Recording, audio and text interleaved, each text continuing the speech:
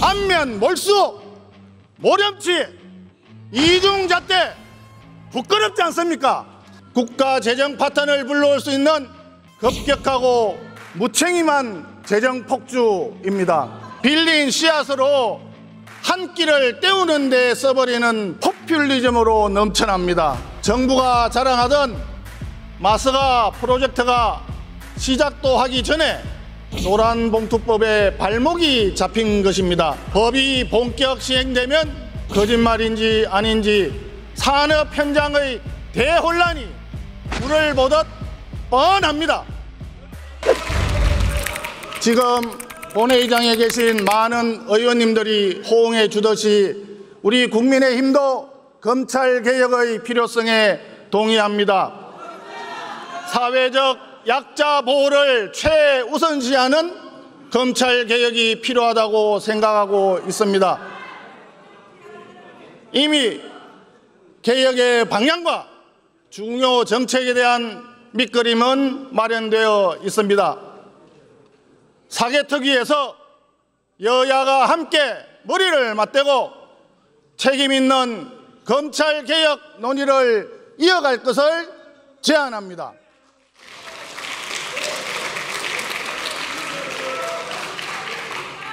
존경하는 국민 여러분, 우원식 국회의장과 동료 의원 여러분, 김민석 국무총리와 국무위원 여러분, 지난달 29일 정부에서 내년도 국가예산안을 발표했습니다. 한마디로 건전 재정의 뚝을 무너뜨린 빚더미 예산입니다. 총지출 규모가 728조 원, 금년에 비해서 무려 55조 원이나 증가했습니다. 국가 채무는 1년 만에 142조 원이 급증해서 1,415조 원, GDP 대비 51.6%에 달합니다. 지출을 줄이셔야죠. 문재인 정부에서 국가 채무 비율 마지노선인 40%가 무너지면서 나라빚 1,000조 원, 일명 천조국 시대를 열었는데 이재명 정부는 임기 말 국가 채무 1,800조 원 시대를 열겠다고 합니다. 그 결과 갚아야 할 국채이자 부담이 폭증하면서 내년에만 무려 36조 4천억 원에 달합니다. 국가 재정 파탄을 불러올 수 있는 급격하고 무책임한 재정 폭주입니다. 처참하게 실패한 문재인 정권 소득 주도 성장 시즌2 부채 주도 성장입니다.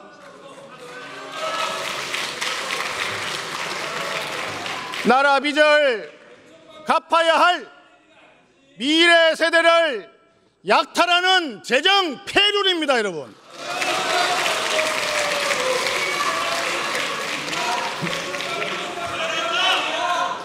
정부는 이렇게 얘기합니다. 빚더미 예산이 아니라 씨앗을 빌려서 농사를 짓는다고 포장을 합니다. 빌린 씨앗으로 한 끼를 때우는 데 써버리는 포퓰리즘으로 넘쳐납니다. 이 대통령의 대선 공약이었던 아동수당의 35조 8천억, 농어촌 기본소득의 11조 5천억, 지역사랑 상품권의 24조 원, 지방선거를 대비하는 현금성 예산이 대거 포함되어 있습니다. 그러면서 작년 예산심의 때 더불어민주당이 전액 삭감했던 대통령실과 경찰, 검찰, 감사원의 특활비도 슬그머니 모두 복원했습니다. 지금 자신들이 출범시킨 3대 특검 특활비 내역은 아예 공개도 못하겠다고 하고 있습니다. 안면 몰수, 모렴치, 이중잣대 부끄럽지 않습니까?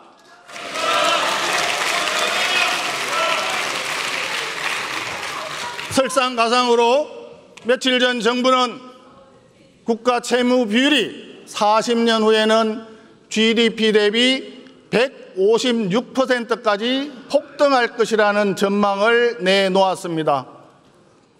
국가 재정에 지옥문이 열리고 있는 것입니다.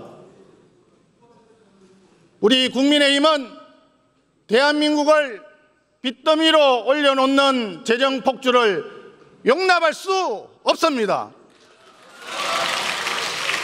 국회 예산 심사를 통해서 불효불급한 포퓰리즘 예산을 철저히 가려내겠습니다. 무분별한 돈 풀기와 재정 파탄을 막아내기 위해서 재정건전화법 제정이 반드시 필요합니다.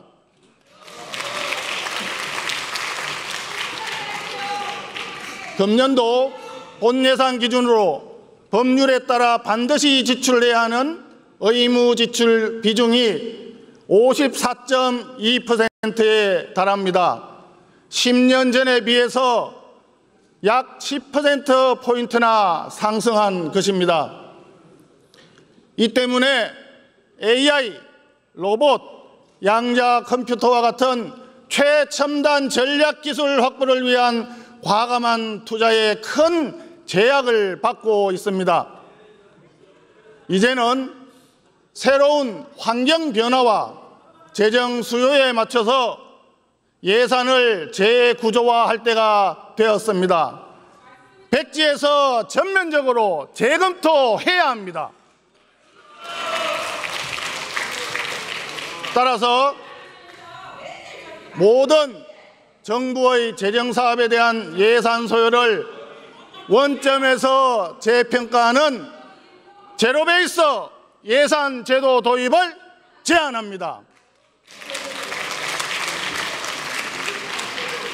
이를 위해서 국회에 여야정 재정개혁 특별위원회를 구성합시다. 여야 의원 여러분들의 적극적인 호응을 부탁드립니다. 존경하는 국민 여러분, 정부의 주장대로 국가 재정이 경제 회복의 마중물이 되려면 씨앗을 빌려서 지은 농사가 풍년이 들기 위해서 가장 중요한 것이 무엇이겠습니까? 민간의 혁신과 투자가 있어야 합니다. 경제 성장을 이끌어가는 것도 씨앗을 풍성한 곡식으로 키워내는 것도 기업입니다. 그런데 지금 정부 여당은 온갖 반기업 정책을 쏟아내고 있습니다. 마중물을 받아들일 지하수를 오폐수로 만들고 있는 것입니다. 씨앗이 자라나야 할 논밭을 황무지로 만들고 있는 것입니다.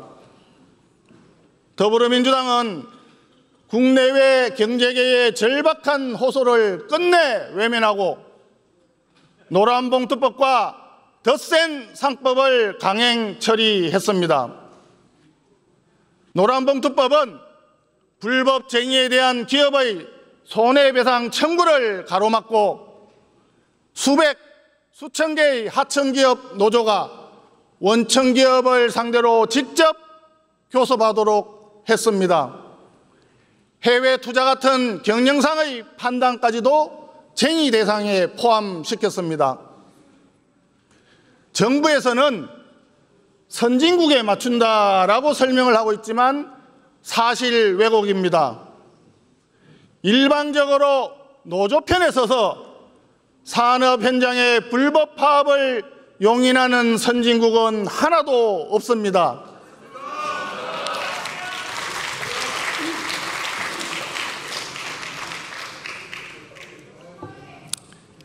법을 시행하기도 전에 벌써부터 폐해가 나타나고 있습니다. 민노총 산하 현대제철 협력사 노조, 네이버의 7개 자회사, 또 발전소 노조가 원청기업을 상대로 집단행동을 시작했습니다. HD 현대중공업과 HD 현대미포노조는 미국 조선시장 진출에 반발해 파업을 시작했습니다. 정부가 자랑하던 마스가 프로젝트가 시작도 하기 전에 노란봉투법에 발목이 잡힌 것입니다. 법이 본격 시행되면 거짓말인지 아닌지 산업 현장의 대혼란이 불을 보듯 뻔합니다. 덧센 상법은 감사위원 분리 선출과 집중 투표제를 강제하여 기업 경영권을 상시적으로 위협하는 경영 마비법입니다.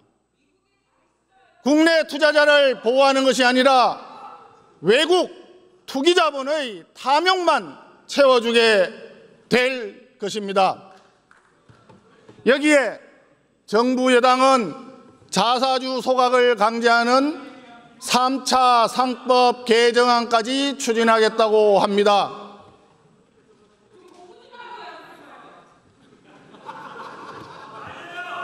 좋은 얘기예요.